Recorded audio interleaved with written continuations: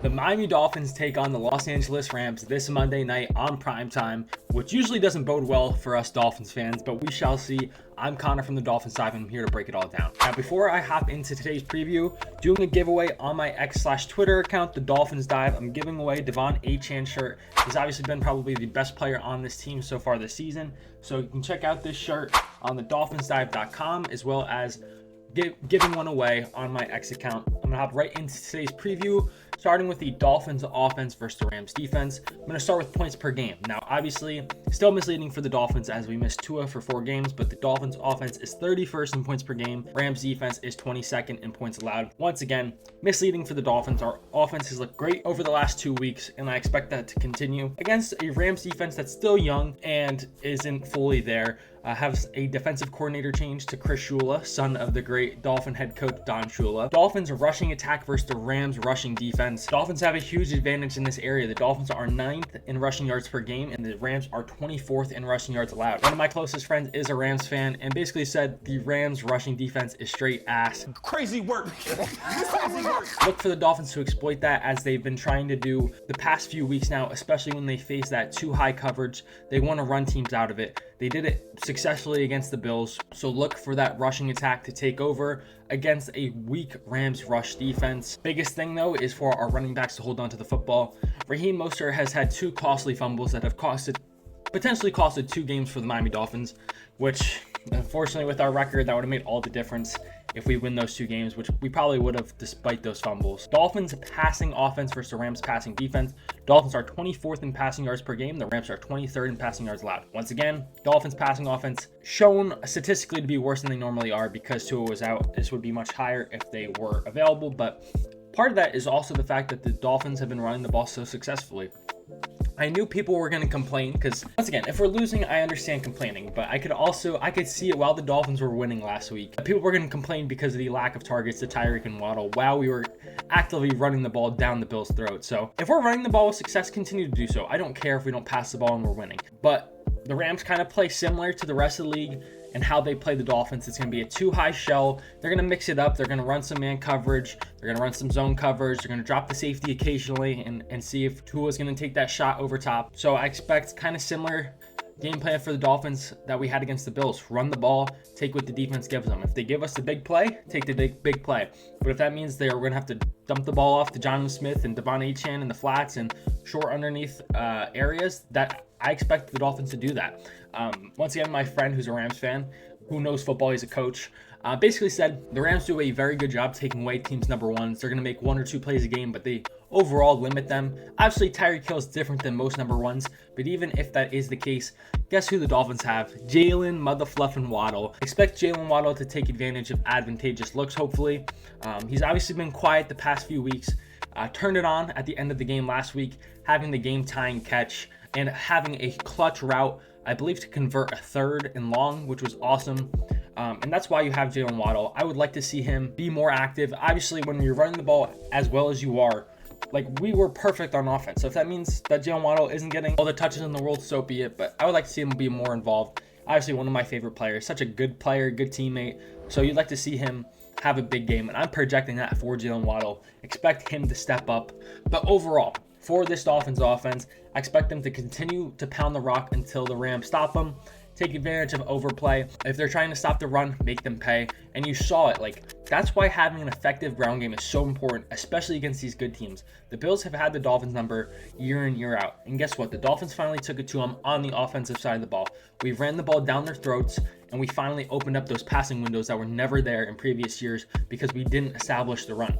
You establish the run, those linebackers are running all over the place trying to stop it, and guess what? You throw it right over the top of their head. And guess what? It also keeps those safeties on edge. We saw it once again with the shot to Tyreek Hill that people are complaining wasn't a touchdown, but still.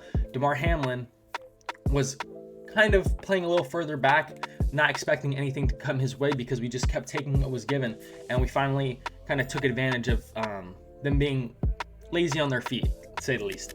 So take advantage of overplay. So if they want to leave the left flat open to Devon Achane, take the left flat. If they are trying to bite down to take away the short passes because that's what's working, throw it over top.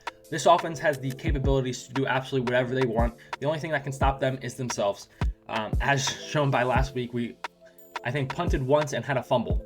You take away that fumble, we win that game. So players to watch for the Rams. They have a very good young defensive line led by rookie Jared Verse, who's playing out of his mind. Kobe Turner, who should have won Defensive Rookie of the Year last year, just not a big name, but he's an interior defensive lineman who I believe had 9 sacks last year. Once again, he was the most deserving player for Defensive Rookie of the Year. They add Braden Fisk, FSU, to the defensive line, and then Byron Young, also another young guy. They have an extremely young pass rushing guys, and they're very good, so just look out for them. The rest of their defense, they have some names, but no one too big to look out for.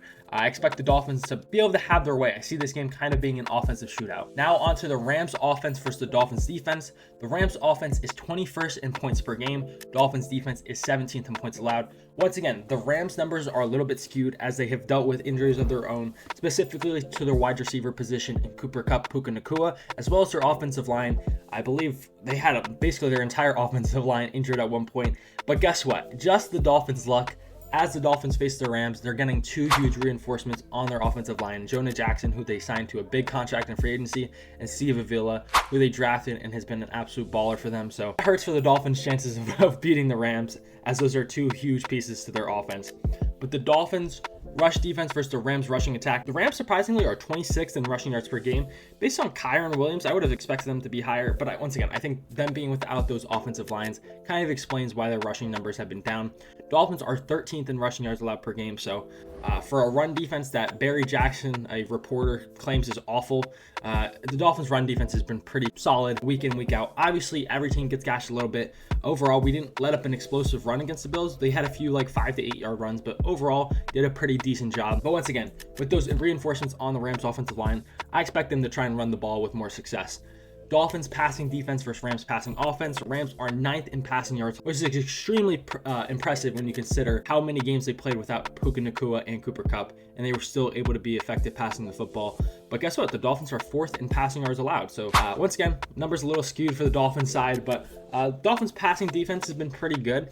Last week, I would say against the Bills, it was really good, except for the explosive play they allowed to Ray Davis, which was just misassignment, poor tackling, and he took it to the crib, which was a backbreaker for the Dolphins. You got to make these teams work to score their points. Once again, Rams ranked high despite the injuries, going to need to get off the field on 3rd downs. They have probably the 2nd best receiving duo in the NFL behind the Miami Dolphins, so you're going to have to try and take away 2 really good receivers. And I think the way to do that is you got to win on the 1st down. They're going to try and run the ball and instill their will, kind of like the Dolphins. You got to win on 1st down, stop that run, make it a 2nd and long, and then you can lighten your boxes up and force them to dare them to run the ball on 2nd and long. That means they run the ball for 5 yards and it's 3rd and 5. I'd much rather that than playing a heavier box and allowing them to throw it to their playmakers in space. So I say the key to winning this game is win on 1st down, make them pass in 2nd and 3rd and long, where you can commit more resources to stopping the pass because they have 2 phenomenal receivers, and then they have a 3rd, and obviously Demarcus Robinson, who makes plays for them. That's kind of their success, especially at the end of last year, was, all right, you want to take away both of our receivers, Demarcus Robinson will take advantage of your nickel corner, and that's going to be a key for the Dolphins. Is Kader Kohou finally healthy? That would be a big help for the Miami Dolphins if we have Kader Kohou. But also, I mean, if Kader is down, maybe Ramsey goes to the slot, Cam Smith on the outside, who has taken some lumps, but he's overall been pretty good. So defensive keys for the Miami Dolphins. They haven't been able to get off the field these past 2 weeks, so they just got to step up, whether it's to decide the game-winning drive and they make a stop. They just need to get off the field, get a takeaway, do something, help this offense get over the hump. The offense has been playing out of their minds, and the defense has let them down. But guess what? We have the reinforcement in Zach Sealer coming back, which is huge. So hopefully he helps this pass rush with the interior pressure and maybe garnering more attention away from the edge rushers and opening things up for them. Because once again, this defense just needs to make a play. They've yet to do so the past 2 weeks and have played a big part in why we've lost these games. So make a play. And once again, win on 1st down. I think that's the key to winning defensively versus this really good Rams offense that's led by a brilliant play caller, a very good quarterback, great receiving tandem, and a good running back. Players to watch for the Rams, obviously you should know them all. Matthew Stafford, one of the best quarterbacks in all football. Kyron Williams, one of the best running backs in all football. And as we mentioned, Cooper Kupp and Puka Nacua, with the third receiving option, Demarcus Robinson, making his plays as well. So this is a very good Rams offense. I expect this, unfortunately, play out like the past 2 weeks for the Miami Dolphins. It's going to come down to really which offense has the ball last. And hopefully this week it is finally the Dolphins. It's going to be an offensive game, as both offenses are better than the opposing defenses. I'm 28-15 lifetime predicting these Miami Dolphins games since having this YouTube channel. 5-3 this year picking Dolphins games, being correct last week on the Bills game. I am predicting a Miami Dolphins win over the Los Angeles Rams. I think they finally get over this hump. I'm predicting a 31-24 game. But quite frankly, as we've seen with the Dolphins, this game can go either way. But I expect the Dolphins to be in it. Just hopefully they're the team with the ball last and win this football game, getting us back in the win column. Comment your prediction down below. Check out my X account for the giveaway. Like and subscribe to help the channel grow. And until next time, fins up.